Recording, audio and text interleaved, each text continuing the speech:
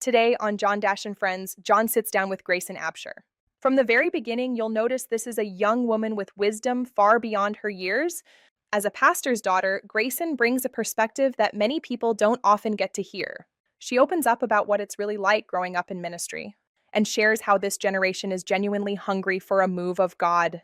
You'll also hear her heart behind her desire to become a counselor and the difference she hopes to make in the lives of others. This conversation is honest, encouraging, and full of insight. Trust us, you're going to love this one. All right, Grayson. First thing, I'm glad you've come. I was sharing with you, as we talked just a minute ago, Barry is a friend of mine. I think one of the cooler interviews I did, and we won't talk about him a whole lot because he's not the subject of this. It's you. Is the one I done in the parking lot down at Lowe's that day. I loved that one. I kept them folding chairs in the back of my truck, and I would just stop anywhere and do an interview with somebody that I want to do an interview with. And the background turned out so good. That was a phenomenal video. Yeah, he done really good. He just so relaxed. And people come by while we were doing it. They come by and stop and listen to us, and we just talk. But it was cool. I really enjoyed that video, and I thought it had a very personal feel to it. He was relaxed, and I'm always relaxed. And but he just seemed like I enjoyed him. I've always liked you, Daddy. I admired him as far as, and won't talk about him much again. He's my hero. We can talk about him as much as you want. I just think about, too, I told him the other day, there's two different types of pastors. And I talked to Lawrence Hayes about this because he's a different type of pastor than your dad.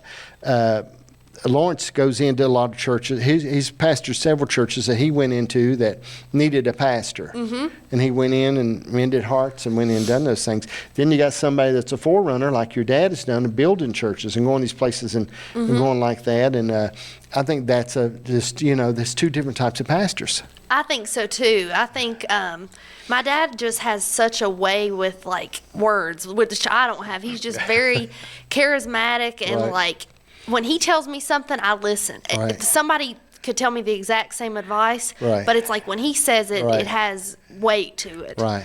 So, and me and him sometimes we get into it because we're a lot alike. See, that's what I was thinking. Yeah. I've got a young daughter, and she's a little different than my other children. But me and her, we get into arguments sometimes. One of the things that's really was important that we shared today, and Lawrence shared this, helped me with this. Okay. I don't know what generation you're of, the gens, whatever. What are you? Gen Z. Okay, Gen Z. Okay, the thing I see with the church now that's different, and I asked him about this. There was a point in time early on, in the 70s, and when I was young in church, we took time, cast the devils out of people, oiled them up, rolled them in the floor, got them up, and they went on about their business, done good. But your generation, there's a lot of counseling that goes on, a lot of honey and working with him and stuff like that. So I told him, I said, what the heck's this guy, what's going on here? And he told me, he said, John, here's the deal. You were working with a generation that had a foundation. And he said, there's a group now that don't have the foundation. I agree with that. And it made a lot, he said, that's why we have to take time and counsel. What do you think about that? I completely agree. I've often talked to my dad about the same thing. I kind of crave the moves of God that he used to see, or even prior generations. I wish I could see people get up from wheelchairs or get completely delivered, because I just think I think God's still the same, but I feel like people are very different. Right. And I do think maybe this generation is not as familiar with the moves of the Spirit or speaking in tongues, things like that. Right. They are not as receptive to it, so I feel like that's probably why more of the counseling and that part comes in. Right. Yeah, I just put some videos. I shared with you. I've got a Facebook site called God's Generals. If you ever get a chance to go to that, look at it. But I put up a lot of the older moves, and I've got a gentleman on there. His name is L.H. Connors. L.H. Connors is his name. Been passed away now. Well, there's nothing what I find is men like him, there's nothing on the internet about him. Nothing but his obituary. Here a guy has built, has founded over 30 churches.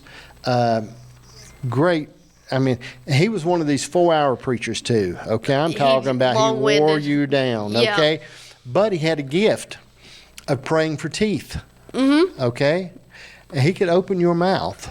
And them old black fillings or lead fillings, he would pray for you, and I've watched the teeth turn to gold. I 100% believe that. Believe in the gifts. Well, now you would be run out of town in a lot of places if you'd done that. If you're praying, and he would pray for those teeth, and I've been with him and watched them and seen those teeth turn to gold and seen the move in their mouth, and I'm thinking, man, alive, and there's different things with Brother Hall. I mean, I've been traveled with Brother and Sister Hall, and I would watch him walk in the Word of knowledge, place after place after place, and speak the doctor's name and know exact, but he was it was a real hard word he would give. It wasn't an easy word, okay? It was real hard.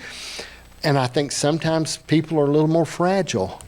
I do. I agree with that. I feel like, and I'm someone, I always try to take into account people's feelings, and I never want to hurt anybody because I'm just a very empathetic person by nature.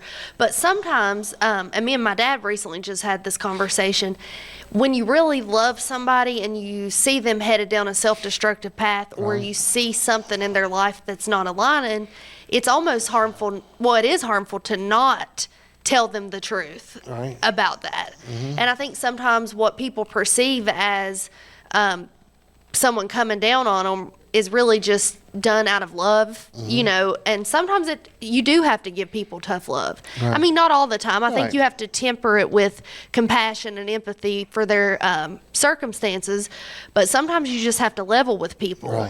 Because a lot of times they know deep down, too, that they're wrong, but sometimes people get complacent or comfortable in familiar situations. So I think you just said it, though. Most of the time when I've been wrong, I knew I was wrong. I didn't really, I mean, if I needed to borrow $20, I didn't need you to tell me why I was broke. I need you to give me the money. Yes. Okay? The same way sometimes I think we can pray over things that are not good. We can pray over our finances when we need to first stop spending more than we make. Okay? Yes. And I think so many things we turn into, and that's where, now here's the deal, okay? And I shared this some with your dad and with Lawrence. I pastored for 20 years, but I'm a little different kind. I just pastored one church, a rough little old building, 120 years old. The town wanted to condemn it when I started pastoring. All the windows busted out, 4 foot of water in the basement. Okay, that was my type of pastoring. I'm more of a army type of pastoring that says, listen, shut up, get your act straight. Okay, but you can't do that with everybody. And Jesus ministered to people differently. Based upon their temperament. See, and that's it, and I think that's where people find different churches to go to at different times of their life. I agree with that. Okay. Because I think sometimes people may even know the truth intrinsically, but they're not in the place yet where they can receive it. Okay. And then sometimes people reach such a broken place that they're finally like, okay, I'm ready to confront this. Right. See, I think that's tremendous because you got to get to the place that you're ready to receive what needs to be said, what needs to happen in our life, And I think that's so much truth in that, and then it can come from different places that makes you begin to receive it differently. Sometimes from somebody closer to you, you might not accept it as good as you do from a stranger. Because familiarity a lot of times breeds contempt, and well, not even contempt. You just think, well, this person's always known me. It doesn't register as much or resonate with you as much as when it comes from somebody that you don't know. I think sometimes like a word of knowledge or like a word of wisdom really resonates so much more because you're not expecting that, or that person doesn't have any foreknowledge of you. Yeah. So, I'm 100%, with that. I think it just makes such a difference in people's life. And, I've talked about before when I had people join the church, and listen, I had more people come to my church that come just to see if all the bad things they heard about me were true. My dad's had similar. And they would say that. Yeah. They would say, my dad was at the back door one day as church was quitting, and a man come to him. He said, well, I don't see all the bad things I've heard about him. And there's just, but anyway, I think that part of it, being able to be honest with people and talk to people, And but when I used to have people join the church, and the reason why there was a lot of strange things, people get a little scared of me, but I would have them join for a year. Sign. We had a card. I had a card. I understand And that. I said, I want you to join for a year and tell me you'll be here. Tell me you pay your tithes. And tell me you'll help. Yeah. Okay. And if you can't be here, just call me and say, I want to go fishing Sunday. Me and the wife and kids are not coming to church, John. That way, don't worry about you. Yeah. And I said, tell me you're going to pay your tithes. And tell me that you'll be in church and you'll be here in these services and support. Then at the end of the year, we don't have to be mad at each other. You can say, I feel like I need to go somewhere else. Because that makes it, you know, a lot of times too, I don't know if you've had this experience, but people will tell you, we'll never leave you. We're always with you.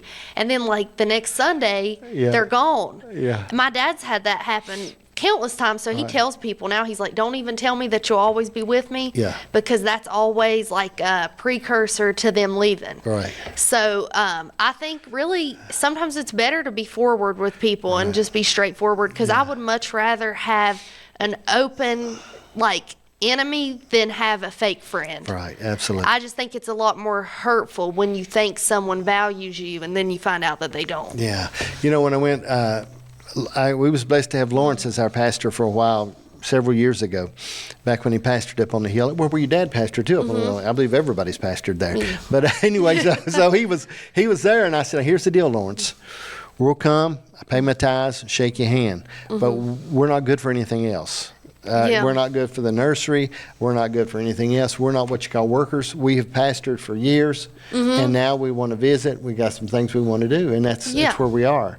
And I wanted to be real honest and straight with him. I'm sure he appreciated He that. did, and so I just think, what I think about, see, you come from such a perspective like my children come from. And when you're the child of a pastor, you see things, and it's a little harder on you, I believe, sometimes. It was on my children. Okay, and we'll talk about that some, but let me share this with you. I never wanted my children to go in ministry. Okay, I never said, Lord, call this one to preach. Now, if they do in the end, it's completely the Lord. Because I didn't want them to go through some of the things, and I'm not being a sissy about it, I could handle it because I was anointed to handle it. But I didn't want them to go through some things that I went through. That's just the like you touched fatherly on. instinct, I think, too, because you just don't want your kids to suffer in the same ways that you have. And I think because the heart was, you know, you can feel it in your heart, and there's some things that you sort of, and I think you're anointed to handle it as that pastor, but your children and even your wife and there's people are in a different position. Yeah. And you know, because my kids would get mad, you know, and I'd have to say, no, hold on just a second. You know what I mean? They're just people. I get very mad. I don't know if my dad's told you, but like if someone wronged him 10 years ago Right. and I see them out, I still have beef with them. Right, Like, 10 right. years on the road. But I'm working on that. Like I know you can't harbor grudges like that, Right. but it just hurts too, because I think as a pastor's kid, you see all the work behind the scenes. Like Right. I've seen my dad visit people in the hospital that have talked trash about him. I've seen him bend over backwards for people. And then I've just seen how fickle people can be. So it is very hurtful to watch your parents suffer like Right. that. And it kind of gives you a different perspective on people. It really does. And, you know, I think it challenges you and it stretches you. It does. It puts you in another place and you don't like it, but it still's there. And I don't know, I've watched my kids all go through that. And then we say there's a lot more pressure on you all, but there probably isn't. We just notice it. I mean, you know what I mean? We look at you, and you know, we were raised with, as I'm sure with your mom and dad, and my wife and kids cleaning the church after a service and working on this and going through that. And that was, and I hauled my kids up and down the road evangelizing. Yeah, You know my what I dad did the same thing with us. Yeah. We'd go to Gooseland Bottom. Yeah. So in Kentucky. I would take my kids and my daughter, we would go places and sleep. We had no place to sleep. We was $6 and $7 an offering. We would sleep on a church pew, you know, clean up in the bathroom. And, you know, we would, you know, when I was evangelizing at one point in my life, they cut my water off 3 times in my home because I couldn't pay the bill. Yeah. But my wife stayed with me. We kept on going, kept on working. But, I mean, they raised seeing all those things. I was thinking about my youngest daughter when she married Andrew, my son-in-law. and he works in the mines, got a real good job. And when he got paid, and she seen that, she said, well, that's good, because he got paid good. But then when he got paid again in 2 weeks, she was astounded. She said, you mean you get this money every 2 weeks? Okay, because they weren't used to seeing somebody get paid on a regular basis. Well, and you know what gets on my nerves is people act like pastors are just in it for the money. Of course, especially around here, going back to what you shared about somebody saying they just came to your church to see if it was true. Somebody came to my dad's church and thought he had ATM machines in the back of the church. Like that he was, have you ever watched, there's a TV show called The Righteous Gemstones, and they're like, you know, all decked out in gold, and people act like preachers live this extravagant lifestyle. But I've seen my dad bend over backwards doing like weddings, funerals, evangelizing, going to the hospital, not getting compensated. And he doesn't expect that, but it's just there's so much more that goes into it than what people see. Yeah. You know, I did have a really cool experience one time. Back when I talked to your dad, and we were talking a while back about when we went through the collar stage, where, you know, we wore the collars. And that was a big cool thing that we all went through at a point in time. But anyway, and I'd done a wedding in North Carolina for these people that were friends of mine. So I'd done the wedding, I had my collar and my whole black outfit on. And after that, there was a lady come to me after the service, and she said, thank you, Father, I really appreciate that. And I said, well, I appreciate you, bless you. Well, she handed me a $100 bill. Well, I blessed about 10 people before I left that place, and that were real. I said, this whole father thing's working out pretty good. That's funny. Yeah, I thought I'd wear this collar everywhere I go. Yeah, because I bet you never had something like that happen. Yeah. You know, and then one time I was in Norway, and I was preaching in Norway, and I went into a church, and it pretty expensive to get there. And anyway, I had my daughter with me then, had my oldest daughter with me, and we were in the church preaching, and they didn't take an offering. And I thought, hold on here, baby, because what's going to happen? I mean, I got a couple $1,000s in airline tickets, and I'm thinking, how am I going to pay my way to get home? And finally, at the end, after a couple nights, I asked the fellow, what's the deal with the money? I don't blame you. Okay. He said, well, we don't have to take an offering. Everybody's on direct deposit. And they give an offering automatically taken from their account every week, and they pay their tithes every month, and it automatically comes out of their account. And I said, well, no, I'll tell you, I like that even better. I said, yeah, that's pretty cool. Did you receive any of the... yeah, they took good care of me. No, it would have been bad if he would have told you that and then not been like... Yeah. Over there, it was really neat. The churches were... There's several churches I preached right in the middle of Oslo and places like that, but about every church has its own cafeteria or own little cafe. Oh, that's cool. So people come out of there and they go straight to that cafe. And this is in Norway, right? In Norway, yeah. It's really cool. It was, you go, because a lot of them said we're like off places, and you would go, everybody would go downstairs to the cafe and get ice cream and sandwiches and stuff after church. And I bet that was really nice. It was really, it was off. I had looked at some things. Let's talk some about counseling first. So what are you doing for a living? Okay, I am getting my master's in counseling through Bluefield University. And right now I'm completing my internship at Richlands Elementary School. Okay. So I have to get Richlands Elementary and Graham Middle School.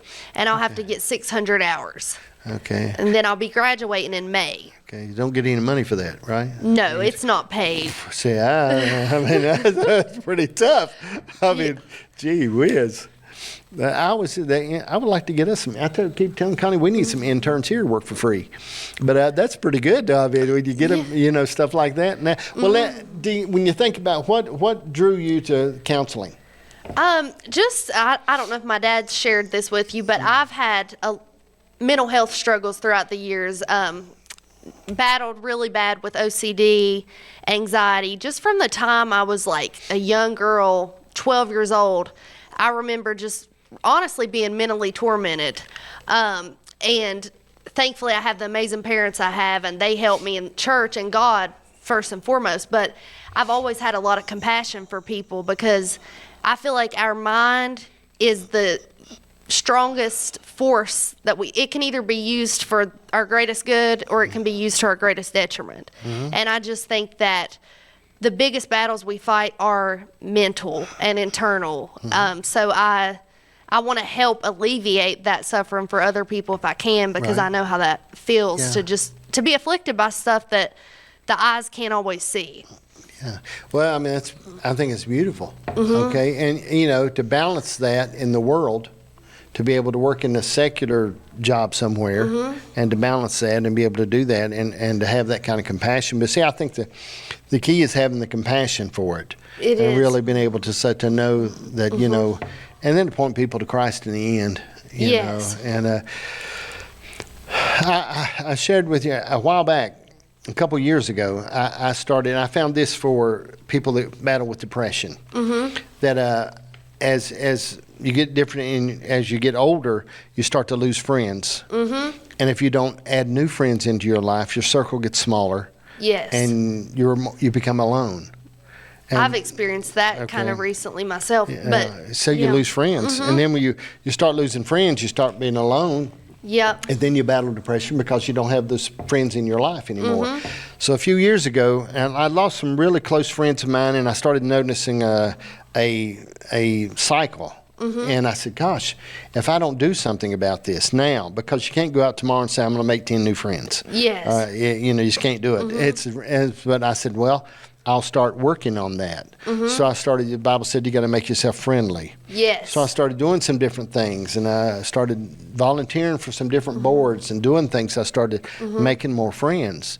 And I found now I've gained a lot of friends.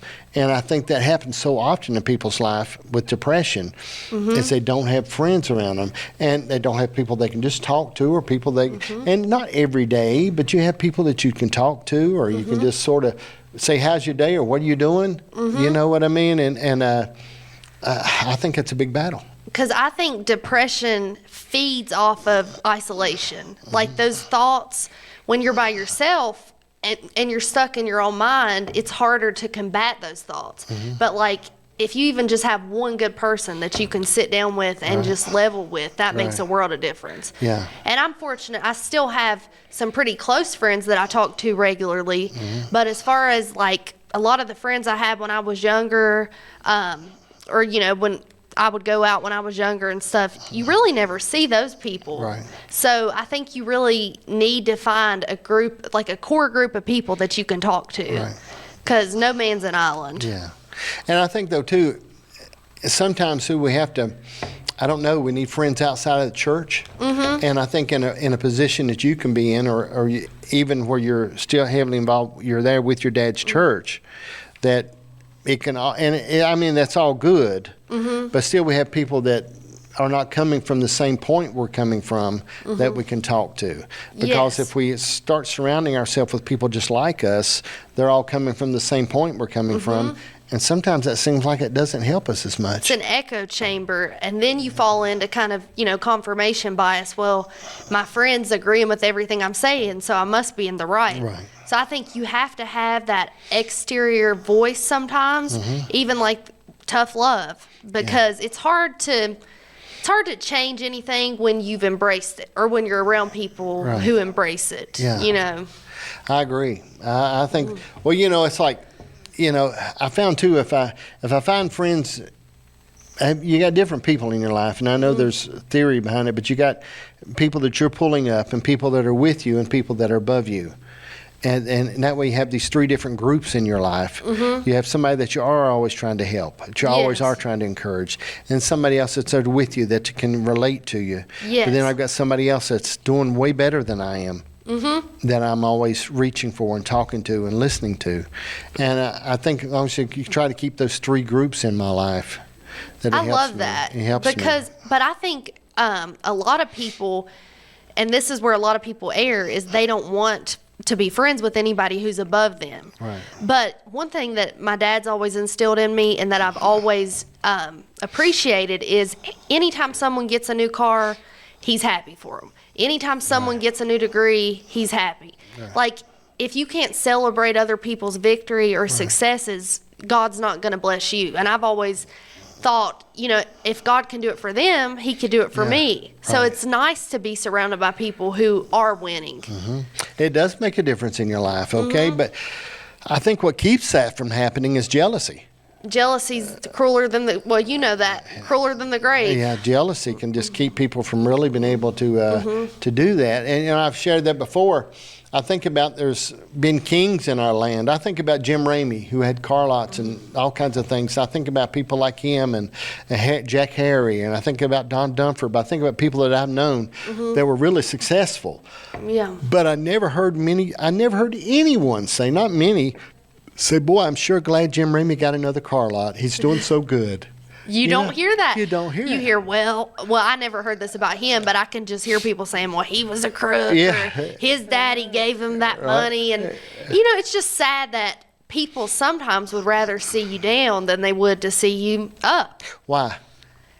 I guess it makes them feel more comfortable in their own misery and discontentment. Yeah.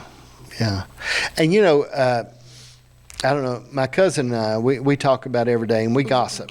Because we figure we're cousins and family, we gossip and we get to laughing about some people, how dumb they are, or so stupid stuff you they have do. to laugh to keep from crying. Me and him figure we count it all. Yeah. It's just me and him.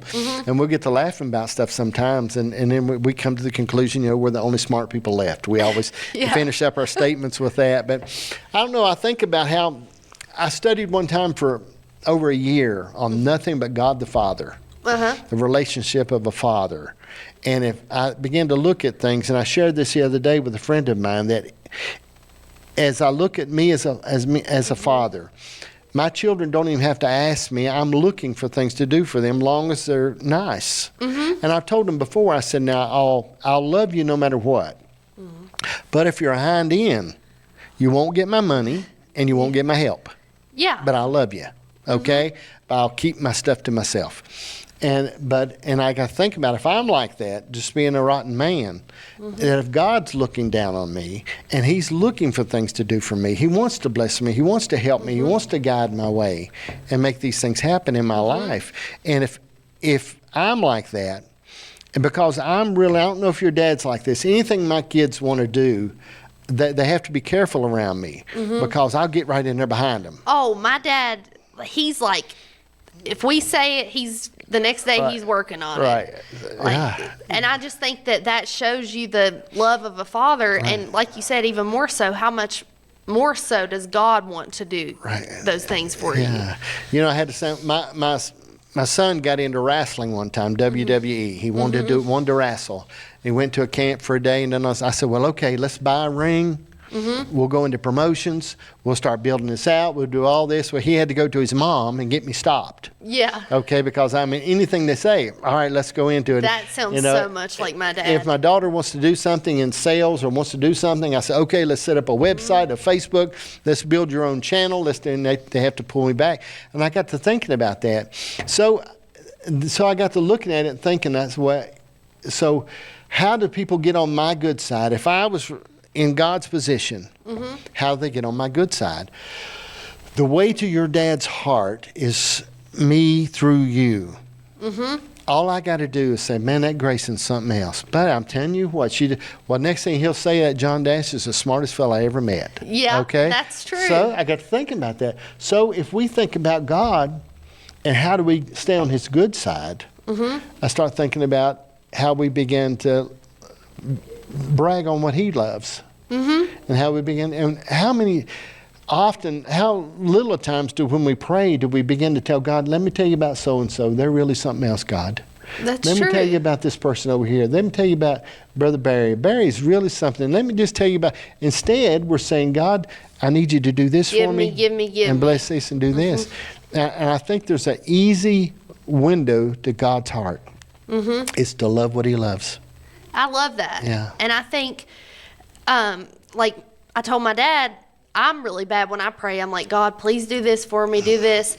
But I think if you seek God, well, the Bible instructs, seek ye first the kingdom of God and His righteousness, and then all these things will be added unto you. So I think a lot of times people want the things, but they don't actually want the betterment of their fellow man. Like they don't want the advancement of God's kingdom. And I don't think your prayers should stop at you. I think they should be bigger than just you. Yeah.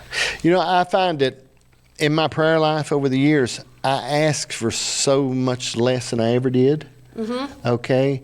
I'm thankful for what's happened in my life, and I can ride down the road and just talk to God and say I'm thanking for things, and ask the Holy Ghost to lead and guide me and to correct me and move me, shut the doors that need to be shut, open the doors that need to be open. And for me, that's been a key in my life, that I found that so much has happened in my life that I have so little to do with, that I've not even asked for. And I just go ahead, and I've had people ask me about these programs, and I've done, I don't know how many, over 100 of these interviews, just these on John Dash and Friends, but I think about them. And people get to thinking that I'm making money. And I said, it's a hobby. I don't make any money off of it. I mean, what if you did, though? I mean, you know, I've got 30,000 followers on TikTok. Yeah. Okay? But I really haven't made any money. I think I have $12 in my account or something like that, and I don't know how to get it. But I mean, but I think about things. But I look at this as loving what God loves, showcasing what's important to Him, preserving history. Okay, I look back in 1992. I done an interview with my grandfather. I bet that was awesome. Oh Lord, I look back on those things in my life. I think this is history, and you don't know memories are memories when you're making them. You think they're just another normal day. We do. We live so much in the past or in the future that a lot of times we miss the beauty of just the moment. Yeah. Well, counseling. Okay. All right. I don't like all those questions there. I could. All right. So we know what's inspired you for a career in mental health. We know what how growing up as a pastor's daughter has shaped you, made you a little bit mean, but that's okay.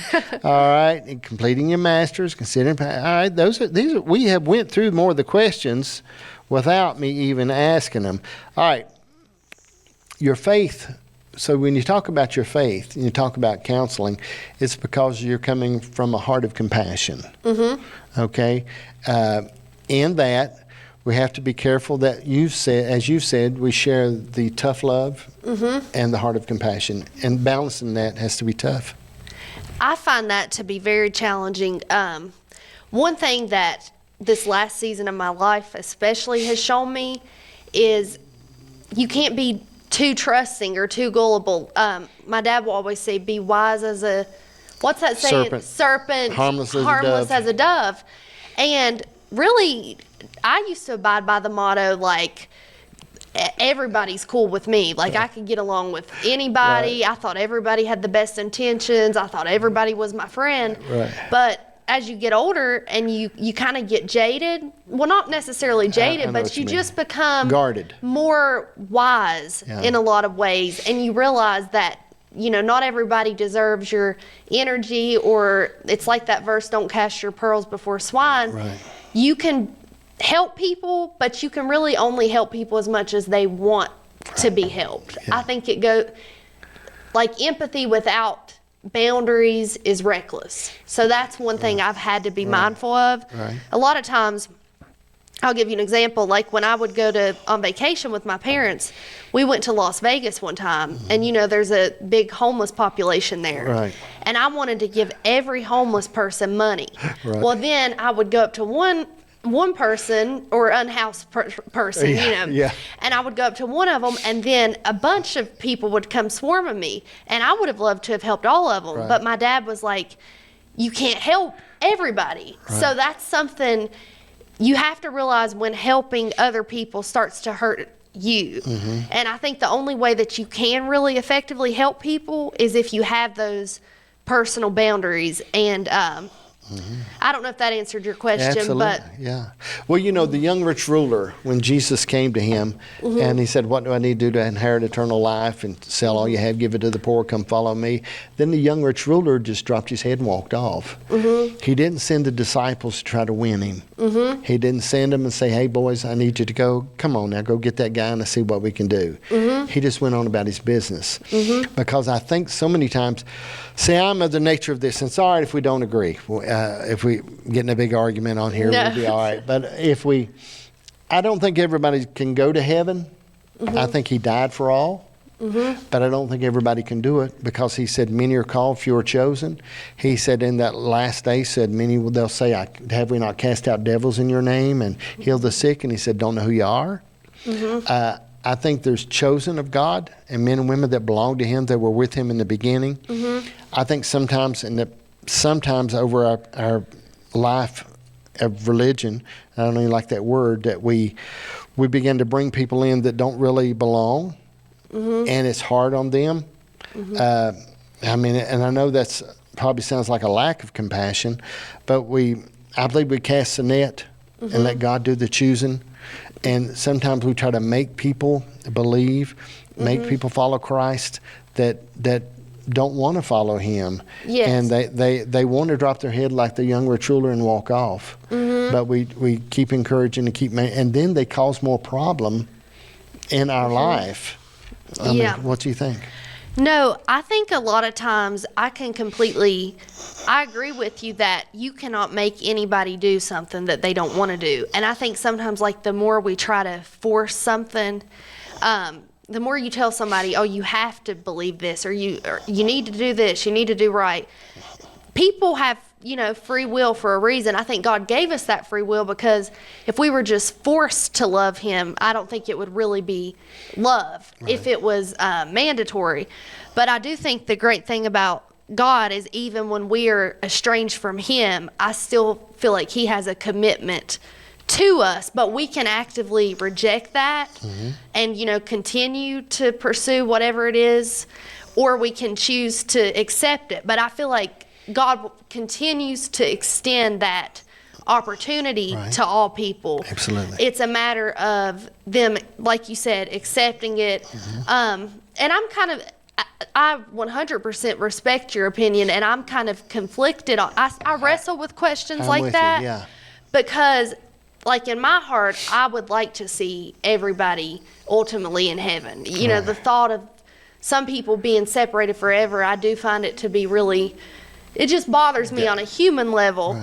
But then on an even deeper level, I just think it wouldn't be right to force people to worship God forever if that's not what they want. So I'm very conflicted with that. But ultimately, I think a lot of times, I actually heard the saying the other day that we don't suffer from our sin. We don't suffer from our sins, or we don't suffer for our sins. We suffer from our sins. And that made a lot of sense to me because I don't think God is the one punishing people or casting them out. I think a lot of times they do it. They estrange themselves, but God is always there in spite of that. I agree. Okay. And I understand your heart. Okay. And I agree with that. Okay. I know it's a battle. I don't know. When I come to grips and I seen people, for example, too, and little church I'd pastored, there was a lot of rough stuff that happened around it. The neighborhood wasn't as nice as it is now since we're not there. But I mean, it was a lot of drinking and fighting and swarping would go on out on the weekends, okay? We was having church there one night, and there's a bunch of guys just right over across the street around telephone poles carrying on. And so I just walked over to them, and the first thing he said is, "Preacher, we don't want to hear about that." I said, "Man, I didn't come tell you about it. It probably won't even work for you." I said, I just come over to check on you guys, see if you need anything. And, well, we don't want to hear about that. I said, "Guys, I didn't come to tell you about Jesus." I said, "Probably won't even work for you." And then one of them got saying, well, what do you mean? I said, "I don't really want to talk about it. And, it's up to you, Because you realized in that moment that they had kind of hardened their mind.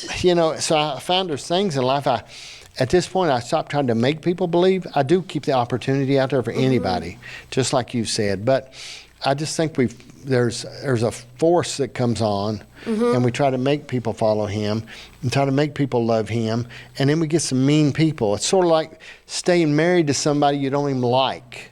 Okay? I was in a cafeteria a couple of weeks ago with a bunch of teenagers at a school. I spoke to an assembly there, a chapel. And the first thing they started asking me is about marriage.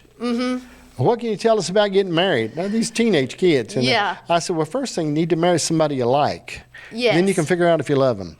But I said, you really need to like them. You have to have that. And I said, if you don't like them, like they are, not like what you think you could make them. Yes. I said, because, my dad said that a man marries a woman and he's sure she'll never change. And a woman always marries a man sure she can change him. That's the God's honest truth. So I mean, Yeah. you know, I said, so I think sometimes when we come, we see ourselves as this bride of Christ, and there's something that clicks inside of people that they find out if it's really that.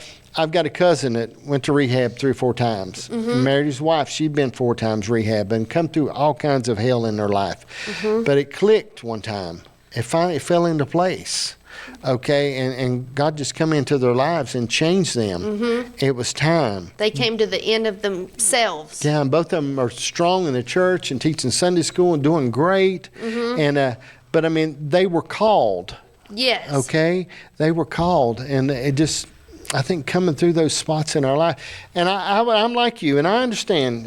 You got a heart, good heart, and I've got one. It's just deep sometimes. No, mine's getting more cynical as the years go on. So I think about things in people's lives, and I just think, I just cast the net out, drop her out there, and I said, Jesus, and people belong to you.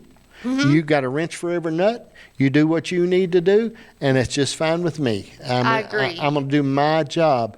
Noah didn't go from city to city teaching people how to build arks. He built one ark. And all I want to do is do my job and stay out of the way. Yes. And that's just sort of me. And there are people that do it all different. But I think that I admire people. That got a heart like that. And listen, man, we got good stuff going on.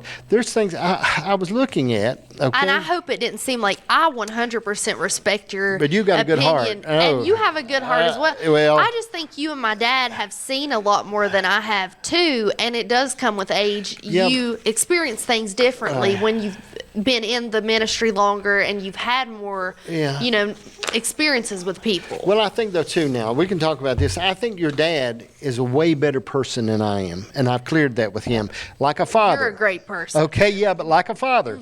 He was sharing with me about how your brother, who is a plumber, had the flu, and they needed to dig this water line. And he was in the truck, and he was sick, and your dad said, I'll dig it for you. Yes. And I said, you, my friend, are a nut. I told Barry, I said, now, I would run the ditch witch for my son, but I ain't going to dig no ditch, okay? Yes. I said, I really love him. He's a good boy, and my son's But like, you're not getting, I ain't which getting I no dig." understand that. But I don't know. Your dad said, I'll dig it for him. I said, I just can't. My dad would hate to admit it, but he's a lot like me, but I think he's able to kind of, as he's gotten older, he had to learn more discernment and wisdom, because people kind of, you get jaded a little because you do give people so many chances. But one thing I'll give my dad is he'll put himself in harm's way if it's to better mine or Jake's life. Right.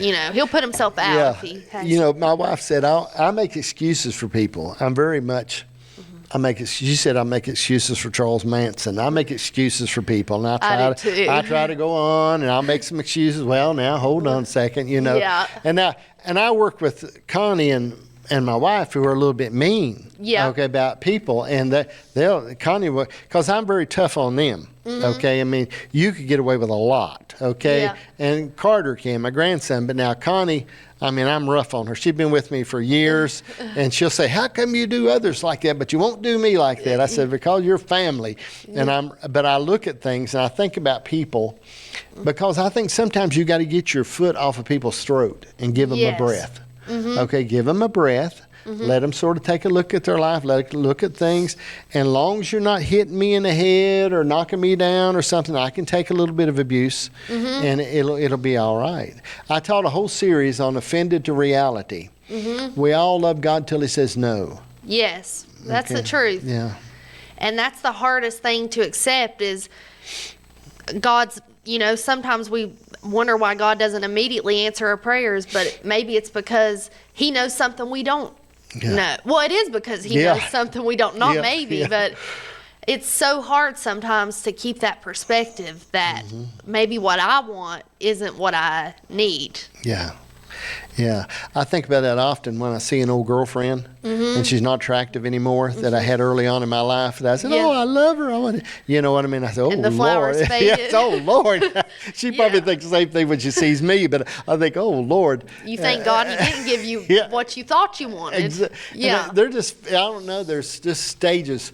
Life is chapters. Yes. And it's going to be great as you go through chapters of your life and you look back and remember things that you've been through in life that you lived. And I don't know, I think it's just important to relax It is. a little bit. And I know it's hard to dial it very back, because you're in a tough chapter right now. This is a very tough chapter. I've got one grandson graduating from high school, getting ready to go into college, and he's trying to figure out where to go. And I just know, I can imagine the pressure he's under. It's very You think stressful. just because he's 18 years old, but it's a massive amount of decisions It is. that you have to make. And you feel like there's a timeline that you need to Right. accomplish these Yeah. things by. Like you Yeah. feel like you're in some kind of race, Right. invisible race, Yeah. you know.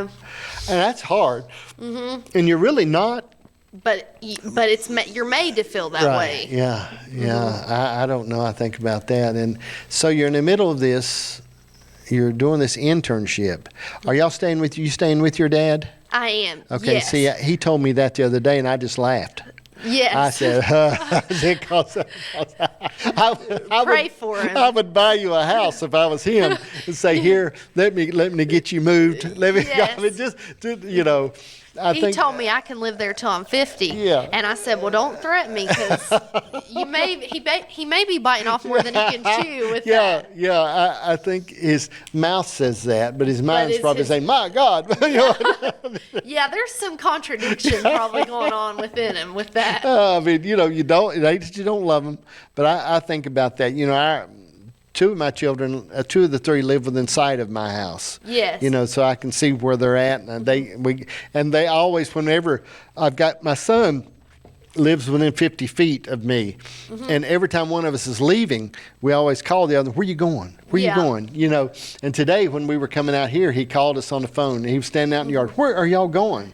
And I said, "You know, we have a life. Your mother and I have a life of our own." That's me with my this will make you laugh, but when I was younger, every morning when I'd wake up, I'd say, "Where's Dad?" I'd go downstairs, and that was my first question. Right. But now I'm 29 years old, and now I'm doing that again. I'm like, "Where's Dad?" So if my mom's like, "He just went to the gym," or "He just went to visit somebody in the hospital," but now I'm like keeping tabs on him again. Everywhere he goes, I have to know exactly where he is. Yeah, we leave. You know, we keep a camper in the driveway. My wife and I do. We leave. You know, and we eat together with the kids. Usually a couple of days a week, everybody comes to the house and we eat together. Then one day, and I've shared this before. One day they all left, and it was up about 8:00, and I told her, I said, "Let's go to Myrtle Beach." Yeah. And we put 50-gallon of water in the camper. We pulled out and eased on out the gate and left. Next day, they're looking for us, trying to find us. Oh, God. But I mean, you know, but the thing, I don't know, it's good. And the family's real important, but you have to make these memories happen. And you look back on the time that you spent with him and the time that you are there and how important it was, how important it is. And even though I'm sure him and you both don't want it to last forever or till you're 50. It's looking that way. But it's good you can help each other. Yes. Okay? You know, and you can help each other and be there for each other. And I could just imagine. He counsels me. Yeah. Now, he probably needs counseling after counseling me. Right. But I will say he keeps me in between the ditches. That's good. He does a little bit of the tough love Right. thing too. Right. So It's good. Yes. It really is. you have to have that sometimes. And to do it without getting in a knockdown, drag-out fight, you have to walk a thin line. I know a lot of times I don't say a lot to my kids on a lot of things because. And the other day, my wife gave some advice to my son, and the whole time she's doing it, I'm gritting my teeth saying, "You should not say that." And then, you know, it wasn't nothing overly strenuous, but then all of a sudden I heard him turn. "Well, now I said, I told you shouldn't have said that." I'm pointing at the phone saying, "You shouldn't say that." I said, you know, let them handle their own stuff. You know, let them work through that. As long as they don't run out in the middle of the road, we'll be just fine. It'll work out. My dad's a lot like you are. Like, my mom will get real bent out of shape, which my mom's awesome. She's like she keeps the whole family line out. but he'll be in the background. He'll be like, "You're being too tough on her. Don't say nothing." Right. But now half the time I'm able to get anything by on my dad, Right. but not so much with my mom. So I'll just let stuff go. And then they'll ask me, the kids, with my grandkids can get by with most things. Yeah. I'll wait out in the driveway on my grandson for 10 or 15 minutes on him to come out of the house. yes. When I would have went in and got my son by the legs and drug him down the steps. Yeah. And he says, "I can't believe you're doing that." I said, "He's a grandson, so it's just fine. We'll work it out. It'll be all right." Well, with Nash, he'll write on the furniture. Yeah. He draws on the walls, and I tell my mom if I would have done any of that, Right. I would have been dead. Right. But it's just crazy how much you change once you have a grandkid. Yeah, I saved the TikTok a while back and sent it to all my kids, talking about this lady was talking about where was this McDonald's money when I was growing up. Where was all that money at, like the grandkids get? Yeah, it makes you wonder. Yeah, I think what I have found is I go, my other grandson's in Ohio, and I go up there with him a lot, and these friends that he has these guys that he's really good friends with, and they're really good kids. Yes. And they renew my hope. I think there's a move of God in the land today. Now you're a Gen Z. It's a little bit. I watch it in this other group, the 18-year-olds and stuff like this, and I see a strength. Like he called me today and said, me and my couple of friends are he told me today, he said, we're doing the reading the Bible in a year, and we're all doing it together. That's awesome. But the thing about it is when I go up there with them, okay, they play they're on the basketball team together for the school. Then they go play poker after the ball game. Yeah. So they've been inviting me to go play poker with them, which they take my money, okay? They take my $10 every time. But they just talk to each other, and they're there for each other, and I listen to them, and it renews my hope. That you can still have wholesome. Well, I've noticed a shift. Like, this is actually my group that I graduated with in high school. It was kind of crazy. Like, we were all over the place. Right. Like, some people would say they were Buddhist. Some people, it was just cool to be kind of rebellious and different. So I don't ever remember going to Bible studies. I don't remember anything like that. But I have noticed with this newer generation that they're kind of getting back to the basics of like reading the Bible, wanting a family, a marriage. And I do think that, honestly, those things, like when you're young, people tell you to enjoy your life and, have fun. But honestly, if I had it to do over, I would pursue more of the things that matter than just, having a good time. So that's great that your grandson has that perspective. It's really good. I was watching, with Carter, going and how he does in the mornings with me. I get to spend time with him. My one grandson, every morning, we go to the Y together, and we walk and we work out together, and we do everything together. And then he comes and does production and does all this. But to spend that time with him and do that and see the hope and I think part of the hope is I'm starting to see men come back to being men. Okay, I'm just telling you what I'm thinking.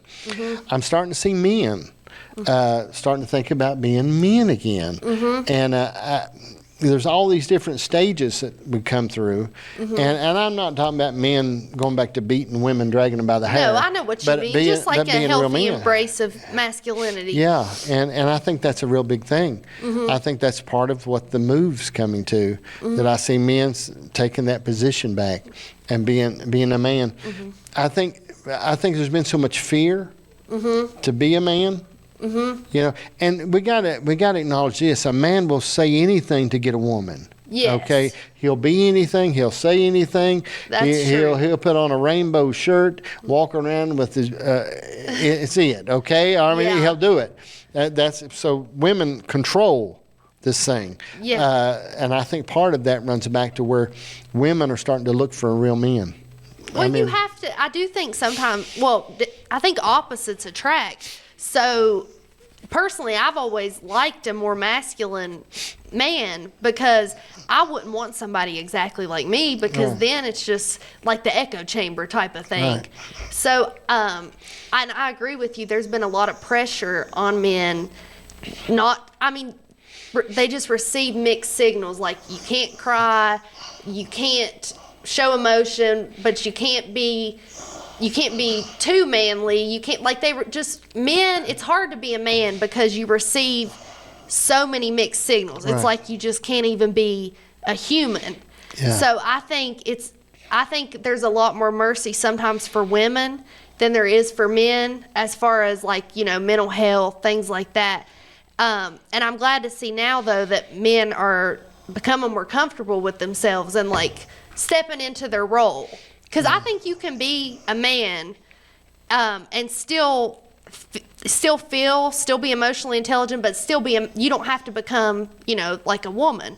I think it's just important that men feel understood and like, I don't know if that made any sense. I think absolutely. See, I think you got to be one thing with my wife, when we've been married 43 years, is I wanted to take care of her. And it wasn't no 50-50 thing. I wanted to make sure that she was taken care of before I was taken care of. And I think, and she's with me, I became the most important thing in the world to her. Okay? And when we said forsaking all others, okay, that's what we meant. And that's a different thing. I think being selfish is it's so easy to become selfish in our life. And that's just when I look at it and I think about that. And so I believe you got to be enough man to protect your wife, be good to her, take care of her, hold her hand and walk with her, but also whip somebody in a parking lot if they say something to her. See, that's what I was trying to convey, and I had trouble getting it out. That's where I see it. I think men are afraid, like, sometimes the reason you see men becoming abusive and toxic masculinity is because they don't want to show any weakness. But I think, like, real masculinity is being able to, cry when you need to cry, but also whoop somebody if you need to. Because I think it's very it's a multifaceted issue, and a person should be able to embrace all of their humanity. And kind of like Jesus. He was strong, but he was He turned the tables over. Yes, he turned the tables. Yes. He turned the tables over. So I think that we have to be able to, I don't know, I just look at that so often. And I know this. I know some men are feminine. Yes. Okay? I mean, I grew up with different guys. They weren't gay. But they were feminine. They were made a little lighter, and some of it could have been from environment genetics. or however, just genetics. Okay, I mean, it's hard to breed two poodles and get a Doberman. I mean, some people are like that. Okay, I agree. And I grew up with some different people like that, and all those things. But I watch things, and I get a lot of my education from social media. Okay, I mean, I'm a really TikTok, YouTube. I mean, that's just where I get it from. I can't do anything about it. But I mean, I watch things.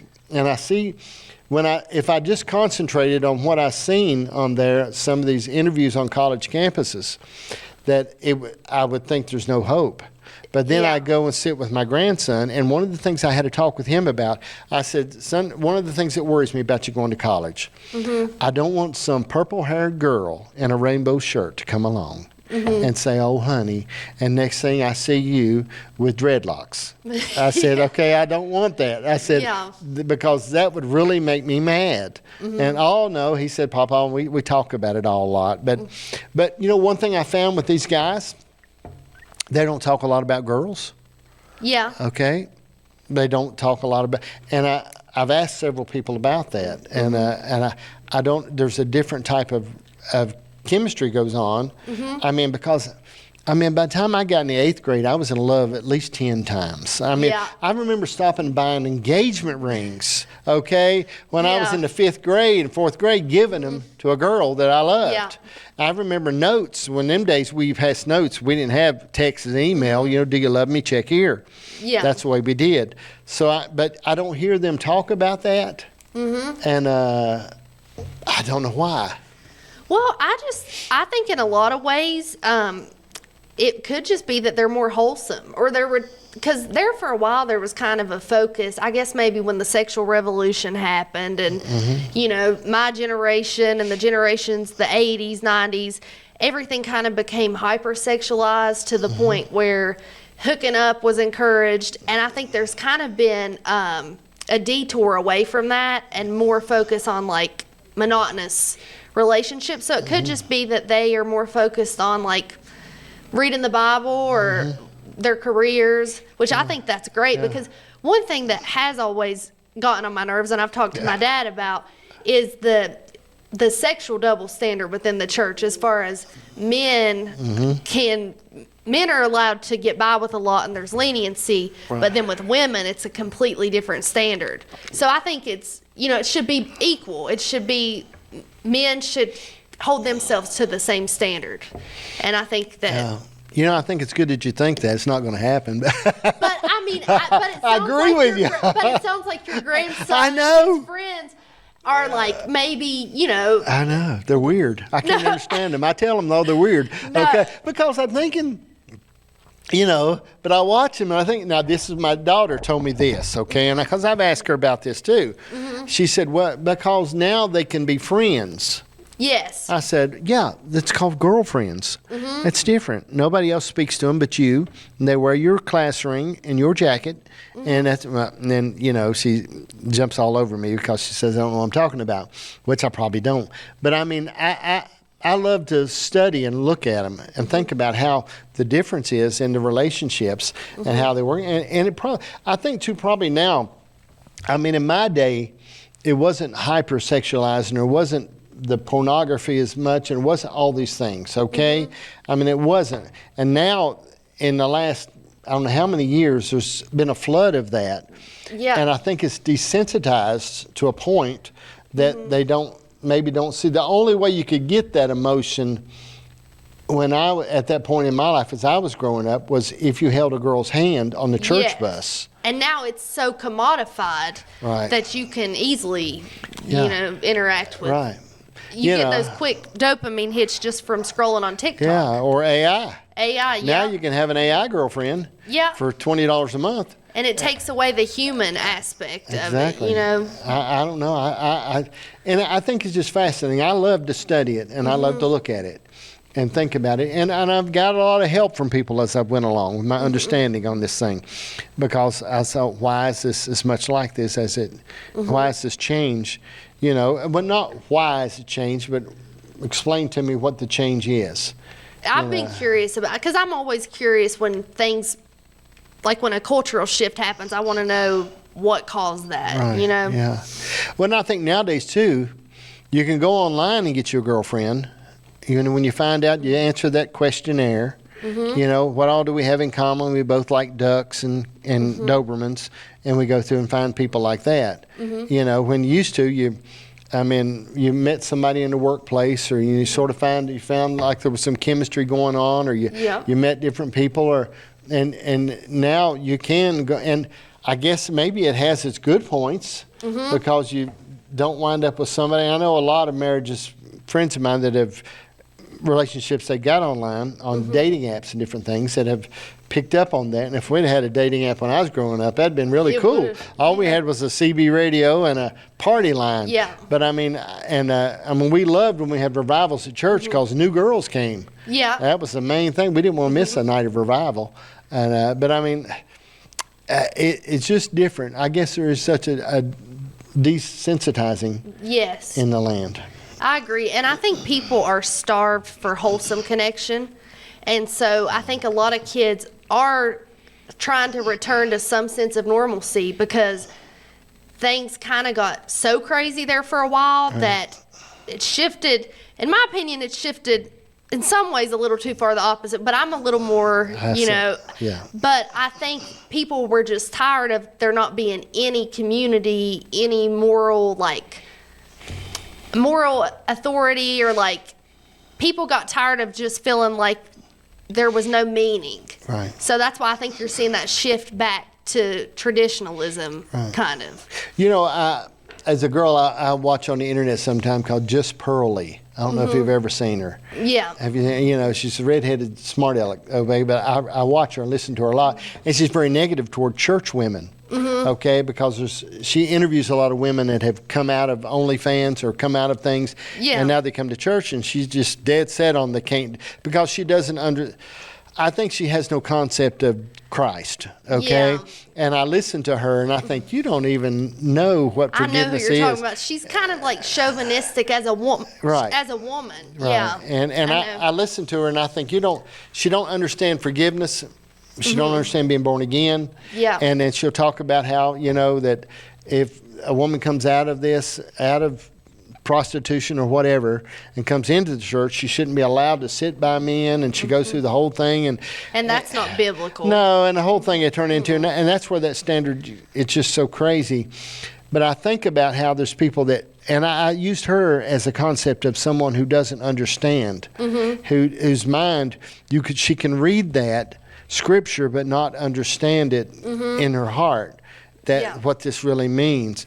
And I don't know, and I just see those things, and I know there's a regeneration and a new birth that I see in young people that I'm really pleased with. It really brings me hope.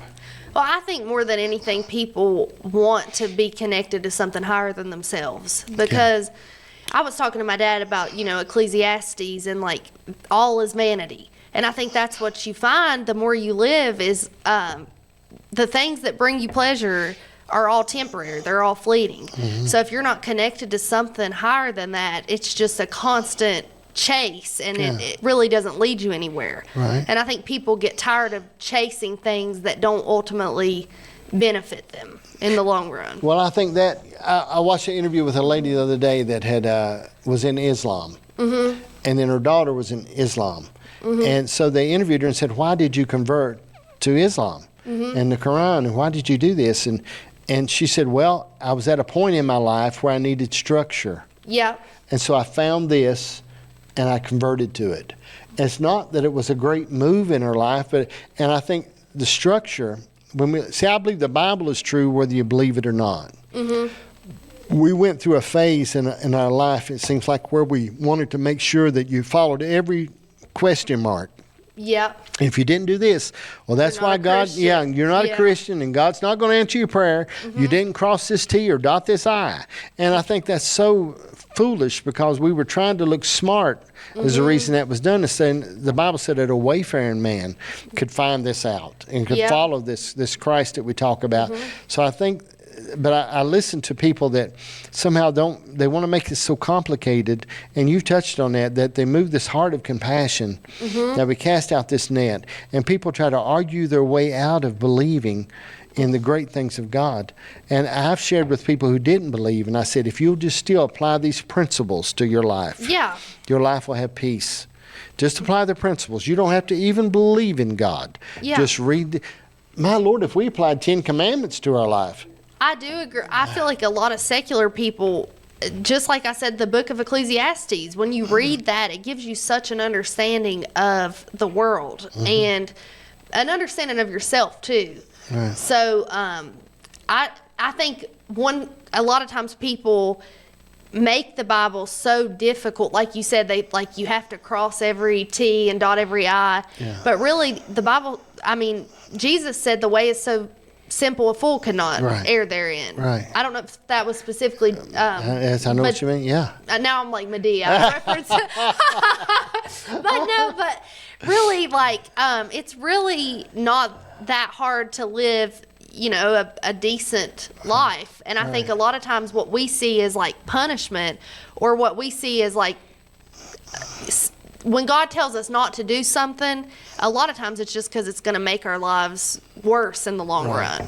Not because he's going to burn us eternally in hellfire, but a lot of times we'll feel like we're in hell while we're still here, like drunkenness, gluttony, things like that. They actually only lead to your demise.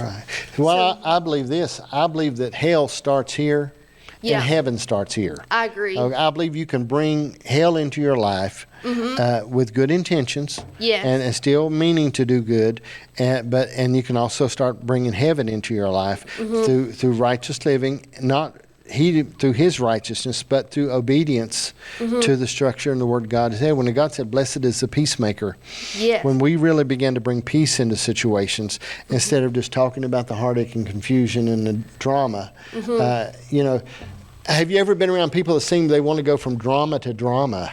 They live for it. They're kind of like bottom feeders. They just feed off of that.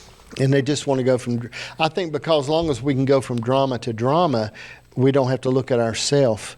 And that's the person that most people don't want to reflect on the most. And, it's just like, why are you looking at the speck in your neighbor's eye when you have a log in your own? Yeah. So I agree with you. I think a lot of times it's deflection from your own issues. Yeah. And that's I was talking to Carter today. We was talking, we do a program every morning where we go live on Facebook after we go to the Y, called Breakfast with John. We do it in the truck. We just talk about anything, okay? It's crazy. I won't even go into it, okay? We got people all over the country that wait on us to have breakfast because I eat on camera. Yeah. Most people won't eat on camera, but I'm eating a gravy and biscuit and sausage. But anyway, we get talking, and I said, I sing every once in a while. I'll break out in a song, which really makes Carter happy. He gets, I can't believe you're singing again. And I said, I think I sing pretty good, Carter. And I said, sometimes it's like I'm floating down that river in Egypt, denial. Yeah. What are you talking about? He said. I said, denial, the river denial in Egypt. So he got to laughing about it. And I finally had to explain the joke to him. Yeah. And because we don't want to examine ourselves because we know what we've done wrong. And we know where we're at, and once you admit that, it's painful. Acknowledge that. I've shared this. I think the devil's probably 100 miles away from most catastrophes in our life. Yep. When it comes to disobedience. It's really the biggest devil. A lot of times we fight is ourselves or our untamed flesh. I think. I definitely think the devil is real, and he's an active force, but the main way that he affects people, I think, is through the thoughts, through imaginations. And this is me speaking from, I'll get crazy stuff in my head that I have to talk, my dad has to talk me off the ledge. And he's like, it's just the devil deceiving you. But like sometimes it also is what you listen to. It's like I'm on TikTok 10 hours a day, filling my head with conspiracy theories and stuff. And then you can't hear the voice of God when you're so consumed with all of this other stuff. Right. I agree 100%. I mean, it's a, I don't know. I think sometimes we got to slow down. First thing is, and we got to be a little easier on ourselves. Yes. And lighten up just a little bit. Enjoy the day. I've got a 6-foot porch swing that I love. And I love sitting in it. And I'll go out and sit and watch something on TV and sit out there, and I think got to slow down and enjoy your time. You do. And know that God loves you. And in ministry, we got to be so careful and know that God has to take care of some things in people's lives and stuff. We just need to share it. Share the word. Lay it out there. Let people handle it and not let them make their own choice. I agree with that. And it's not easy. A lot of times we put undue stress on ourselves because we feel like, we have to do all this for people, like you said, like we feel like, but ultimately it boils down to if they're ready to walk in it. Like you can lead a horse to water, but you can't make it drink. So I think the main person, and my mom always says this, and sometimes it gets on my nerves, but she's like, the only person you can control is yourself. Right. And sometimes I feel like I can't even control my own self. So how am I controlling somebody else? It's too much trying to control yourself and all these other people and circumstances. Have you ever heard of the series 7 Habits of Highly Effective People? I have, but I've not looked into it. I need to look into it. I listened to the audio version for a year every night. Yeah. Before I went to bed. And one of the things that I drew from it was real simple, that life only has 2 areas. There's an area of concern and an area of influence. And these are only 2 areas. Your whole life right now is only those 2 places. I love that. And the more things, there's things we can be concerned about. Yes. Congressmen, presidents, wars. We can be concerned. I'm definitely in this area a lot. See? And this is what happens, but this other area that's important, you only got the 24 hours in a day. So true. And the more time you spend over here, the less time you're taking care of things you can really change. That's the truth. And too, sometimes I think concerns distract you from the things you're supposed to be changing. Exactly. Because I know with me, I will ruminate on things and just get stuck in my head, as you can probably tell talking to me. I know what you mean. And then it's hard for me to make any change or enact anything because I'm just stuck in a loop. Right. But if you're spending too much time over here, and this thing that you really can't change, you know what I mean? It's like concentrating on the neighbor's kids. Yeah. instead of and say yours. They should be doing this. Well, you know, it tickles me, and I've been married long enough to where I can share it. My wife and I would be driving down the road, and she'll see somebody's yard. Yeah. She says, you know, we need to call the town about that. You know, that's just stupid. You know, that's just this. And I said, I think we need to mind our own business. That's I said, first thing we need to go clean our yard. Yeah. I said, let's go down there and do a little work and do some stuff around. And the more we do that, the less we'll care about what's happening in their It's yard. so true, though. You But know? sometimes, it's human nature. People start getting on your nerves, and you're like, well, why are they doing this, or why? Yeah. And then, but you're right. There's always something that We we need to work on. And we you know? need to take care of what we can take care of. Mm-hmm. You know, or we'll come by a car that's sort of parked in the road, and she says, we need to call the police about that. Then I said, why? We can drive around it. It's Yeah. America. That's it's kind America. of now I take your philosophy to the extreme. I'm working on being a little more in the middle. I'm like, Right. who cares what they do as long as it's not affecting me. But you know, the truth is, you can only do what you know to be right, and you can't force anybody else to do No. it. And as long as you're like walking in the path that God has for you, I Right. think that's what you're expected. Right, That's your yeah. due diligence. I've shared before, I said, Lord, if you wanted somebody to do a better job, you should have picked somebody else. But if you pick me, you pick me. Yes. Okay, and I think that makes a difference. It takes some of the pressure off. You know what we do and how we handle it. It takes the pressure off. I was sharing today. I was talking to Carter. I was talking about. I come by the graveyard and there was some big old things over top of people's graves they had. And I said, Carter, I want one of those. I said, when I die, I said, you can build it out of cinder block, but I want some big columns and a roof. You can build Yeah. the roof out of lumber or something. You don't have to be out of cement, but it'd be awful hard. And I said, I would like on my grave better than expected. I said, if you put that on my tombstone, better than expected. And I said, I'm going to leave you $50 so you can make sure all this is taken That's care of for funny. me. And I said, but you'll probably take the money and spend it on something and let them put me in a coffee can. But you know, there's just my mother's 84 and does great. But we talk about life and talk about her leaving, going to heaven. She's healthy as can be. But we talk about stuff because we're not foolish. Yeah. You know, we're not foolish. We know that we're passing through. Yeah. We know that we enjoy each other while we're here and with no regrets. Yes. And do that and go on about our business. And that's the greatest comfort that I find, is knowing we're just passing through, you know, and like some of the stuff that we dwell on in the grand scheme of things, the people we fall out with and the trivial stuff we get involved with doesn't even matter in the grand scheme of things. So Well, let me ask you this. I think what happens too is we think that people think about us more than they do. Okay, you know, we're worried about other people's opinions sometimes when I really don't believe that they care as much as we think they care. they're too busy focused on themselves. They a lot got of stuff times. they're doing, taking care of, and it'd be like being mad at somebody that can't remember your name next time they see you, and you're Yeah. thinking, well, you know. And they could be thinking, probably they are thinking, well, did I pay my electric bill, or is my neighbor mad at me? You never know what Yeah. other people are dealing with. Right. But so many times we take everything personal. Right. And I know I do it. I'm like, well, they don't like me. Or, you know, your first thought as a human is, oh, well, they're thinking bad of me. But Yeah. a lot of times they're not even thinking They're about not even you. thinking about you. Isn't that something, though? I mean, I think, I don't know, man, we're complicated.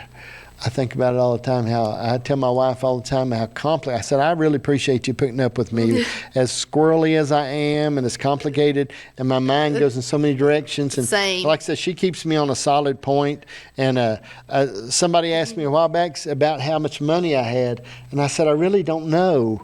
I just use this card. Yeah. And when my wife tells me don't use it, she says, don't use that card today. I know I'm broke. That sounds And like my dad. put it back in my pocket, or I'll go to use it and they give it back to me, and I say, "Oop!" But you're probably always thinking of these, what you're preaching, or what. That's how my dad is. He's one of the most intelligent people I've ever met.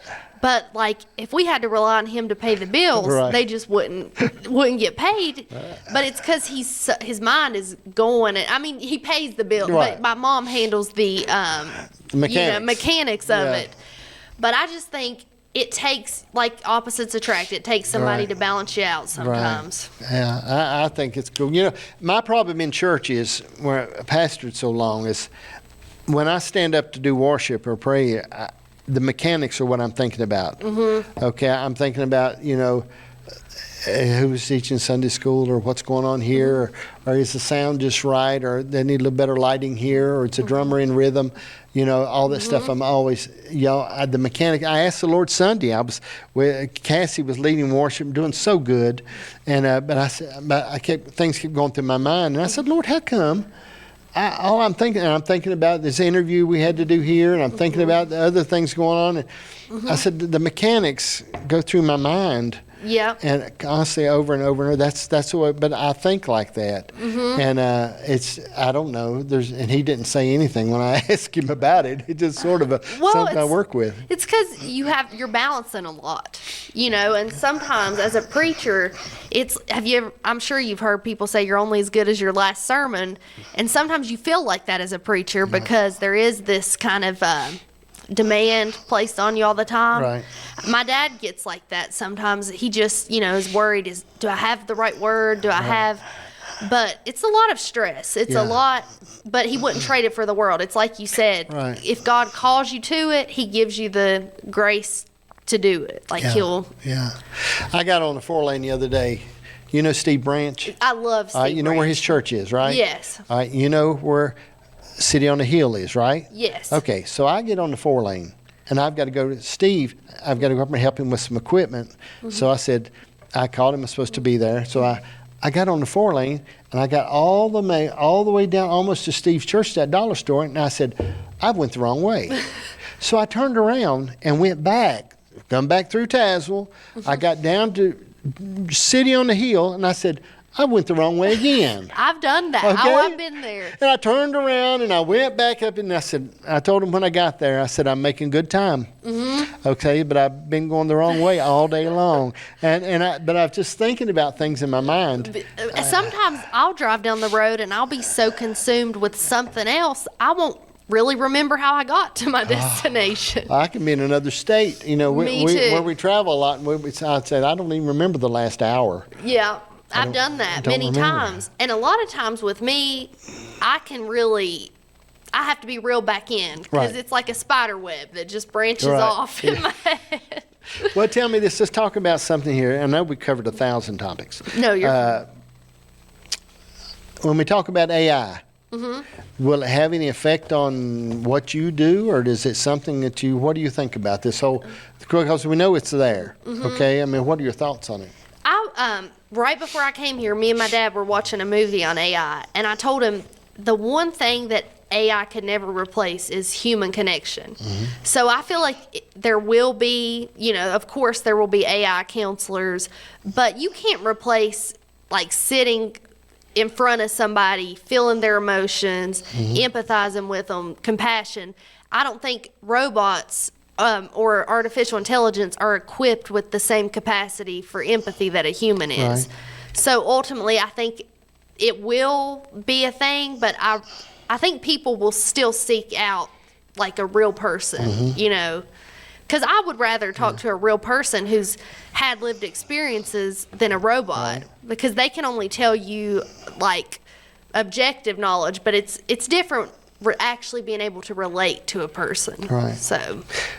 And I wonder, though, some people don't want to relate to a person, Well, some people so it's going to be strange. are afraid of vulnerability, I think. Right. So they may seek that out, even like the AI girlfriends, but I just don't think you can replace connection. Like a robot's not going to connect with somebody on the level that they're ultimately looking for.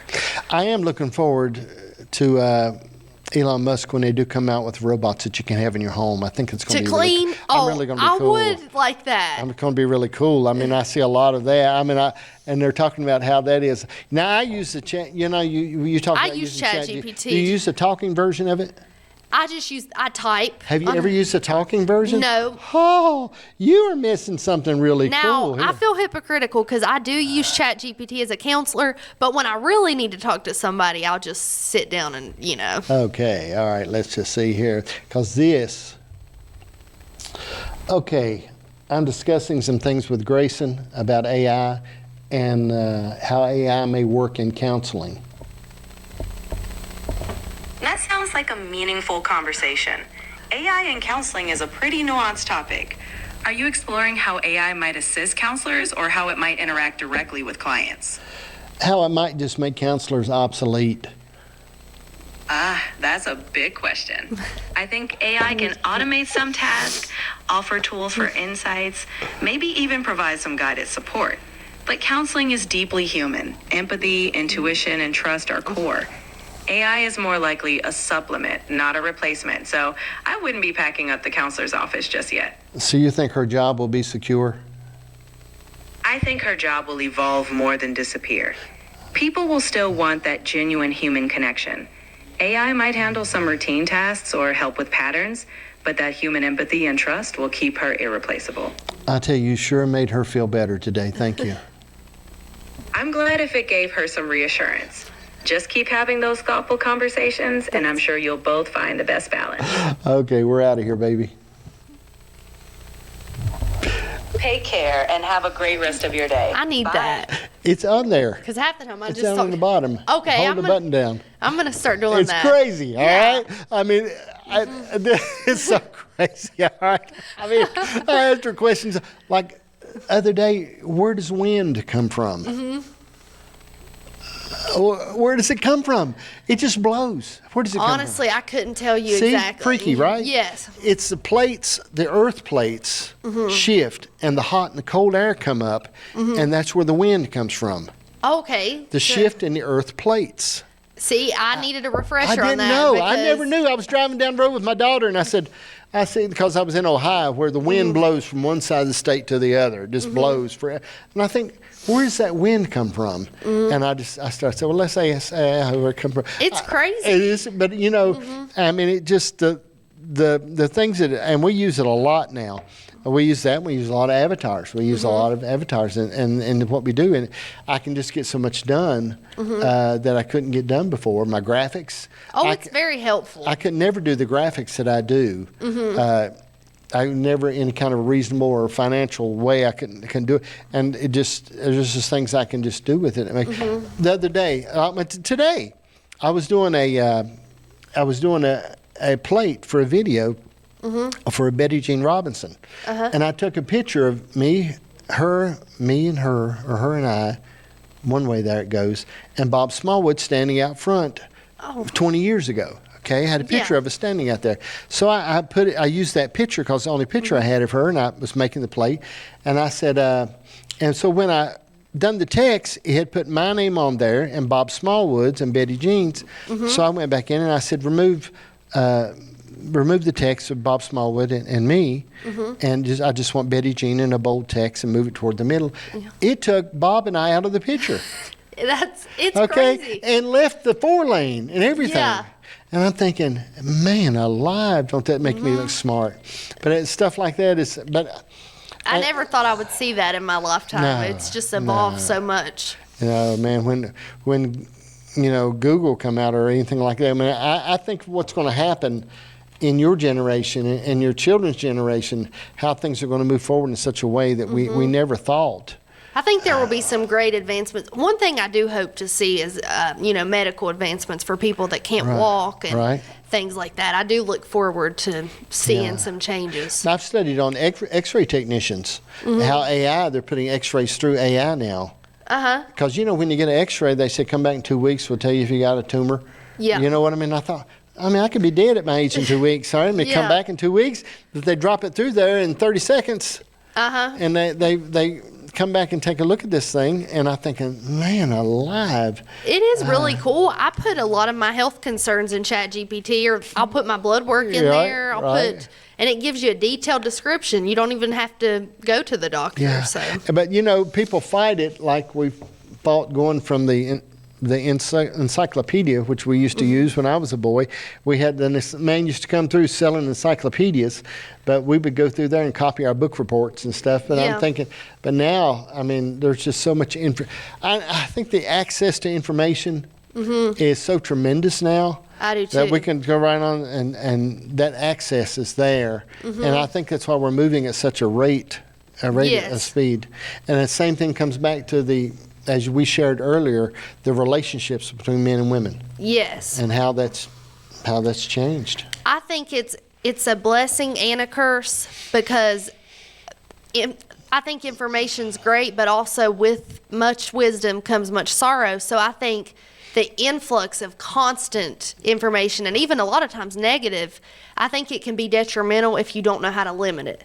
Right. And that's what I wrestle with is, it's all out there and I want to explore it all. And it's like, we weren't designed to understand everything. Right. We can only really comprehend from our lens of understanding. So I'm thankful for it, but sometimes I'm like, well, honestly, I'd feel better if I didn't know some of the stuff I know, because, ignorance is bliss in a lot of ways. Yeah. I was sharing something with my grandson the other day, and he said, you're full of useless information. Yeah. There's things I'm like the that largest peanut butter in the world and who coughed the longest, and and I've got a book. I bought a book actually. It said Useless Facts. I like to research. I'll get on a rabbit hole and just research one topic that I'll never be asked about, but it'll be late at night and I'm like, I wonder where the wind comes from. Then I'll go down a rabbit hole, be up for 5 hours looking it up, never to speak of it again, but I just need to know. I've got a young man's friend of mine, and he's pretty good on conspiracy theories. He's pretty good on those things, and he'll give me all kinds of thoughts sometimes, and we share. Oh, thank you. We share all kinds of thoughts about it, okay? And I'm usually trying to find to argue the opposite of what I know. Right now I've got him believing that I think the earth is flat. So you're a contrarian. Yes, I said, no, listen now. I said, you don't know it's not flat, and we'll get to talking about it. And I said, I guess you believe in the moon landing too, so we'll go down this. Yeah. We go down this, and I don't know. I've always been like that. I wanted to argue the other point. Well, that's a sign of intelligence, because I've never been told that. But you should be able to recognize different viewpoints while still maintaining your own. Right. We went into this big, and early on, you were a little girl when this happened. Water baptism was a big thing on how you were baptized. In the name of the Father, Son, and the Holy Ghost, in the name of the Lord Jesus, or in Jesus Christ. And that separated people in churches because of how you were baptized. Such a trivial. The Godhead, do you believe that Jesus is God, or do you believe the Father, Son, and the Holy Ghost? And it was just, that was a big thing that they went through, And I was always very bad about going the other way when someone would come at me with something and say, I believe it's just like, even if I sort of believed like they did, I would sort of come back the other way. Because you have to offer nuance. Yeah. No matter how, the letter kills, but the spirit gives life. Even if you read the Bible with the wrong spirit, you can derive a different meaning than somebody who reads it with a good spirit. So I think it's important to keep in mind that there is nuance and there is more than one interpretation. Yeah.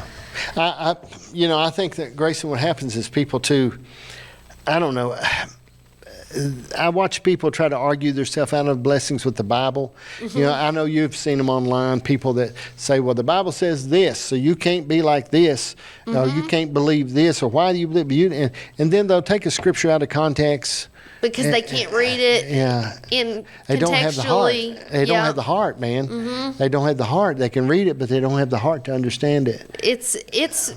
Well, Jesus, didn't he say, I forget, you'll have to, see, I know the scriptures, but I don't know the verse and chapter. But he said, let he who has ears to hear, let him hear. Yes. So really, I think you have to be able, we could hear the same thing, but we're not hearing the same thing, if that makes sense. It's all in the way we interpret what we hear. The same thing with reading. We could read the exact same passage, but we could derive two completely different meanings from it. Yeah. So I'm a firm believer. I think if you, and too long, we talked about how simple it is. And I know we don't have time. I wore you out. I know, but we talk about how some people can't understand. I think if you want to live your life as a donkey, and be mean and hateful, it's going to be a hard Christian life for you. Yes. But if you're coming to me every day saying it's so hard to be a Christian, it's so hard to be a Christian, I'm thinking, something in your spirit, something there is not right.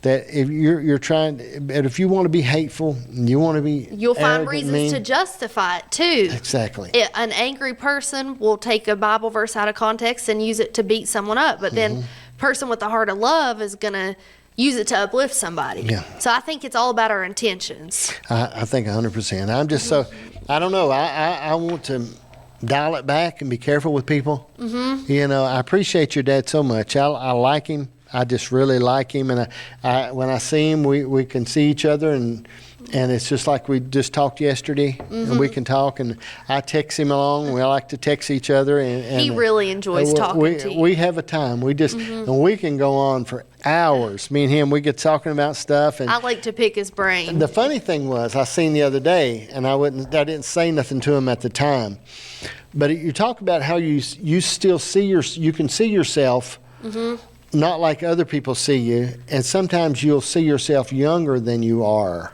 Yes. Okay, him and Lawrence were in here the other day. Okay, and they got to talking to each other about how they said people have got him confused before. They said they get to talking to each other and talking about that.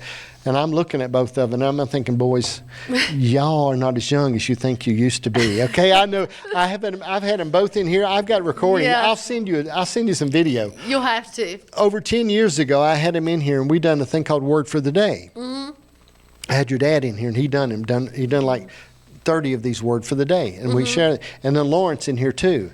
And I'm going to put them side by side sometime. And show them, but it's crazy. Boys, you're not quite as young as you think you are. Okay, That's the truth. And I laughed at them, talking to each other. But I've got those videos. They're really cool when I look back on those. You'll have to send me those. I will. Yeah. You'll like the link. But they're called Word for the Day, and he come in and done them, and just took time and did them. But it was cool. I'd like to watch that. Hey, I tell you, Grayson, I really appreciate you. You are a blessing. And thank you for taking time. I know you're busy, and the interning and all that stuff is cool.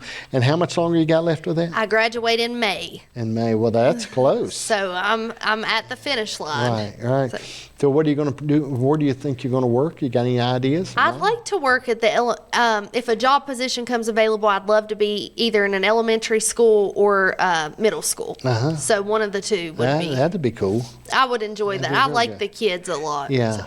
Yeah, well, that's a good heart. Thank you for so that. much. Yeah, and once you get some making money, maybe you can get out of your dad's house. Maybe I can move out of his basement.